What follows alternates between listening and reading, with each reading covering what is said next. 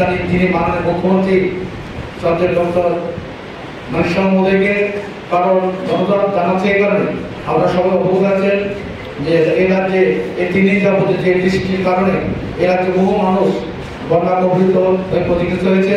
কিন্তু আমাদের রাজ্যের মাননীয় মুখ্যমন্ত্রী এই রাজ্যের আগরতলা শুরু দক্ষিণ শহরে দক্ষিণ ত্রিপুরা উনি প্রত্যেকটা মানুষের কাছে যাচ্ছেন।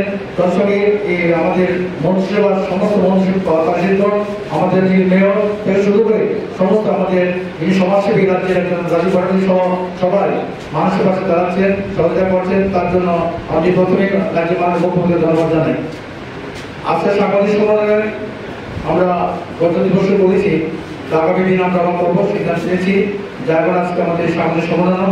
এই সম্মেলনে আমাদের আগামী দিন যে তৃতীয় সারা সম্মান আমরা প্রথমে পুরস্কৃত করবো যে শ্রেষ্ঠ প্রতিমা, শ্রেষ্ঠ মণ্ডল সজ্জা, সর্বমানের শ্রেষ্ঠ পুজোর আয়োজন, শ্রেষ্ঠ পরিবেশ সচেতনমূলক প্রচার, সুশৃঙ্খল পুজোর আয়োজন, বর্ষব্যাপী সামাজিক কাজের অঙ্গীকার, 7 নম্বর শ্রেষ্ঠ স্মরণিকা, বিশেষ পুরস্কার ঐতিহ্যবাহী বাংলা সংস্কৃতির প্রচার এবং সেরা সেরা।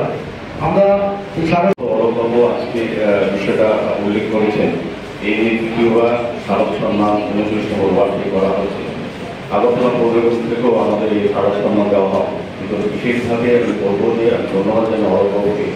উনি বিগত 2 বছর খুব সুন্দর ভালোভাবে শারদ সম্মান অনুষ্ঠান করেছেন। প্রায় 82টি ক্লাব আছে দক্ষিণাঞ্চল এলাকায় সাউথ জোনালে, প্রত্যেকটি ক্লাবে অংশগ্রহণ করেছে এবং তাদের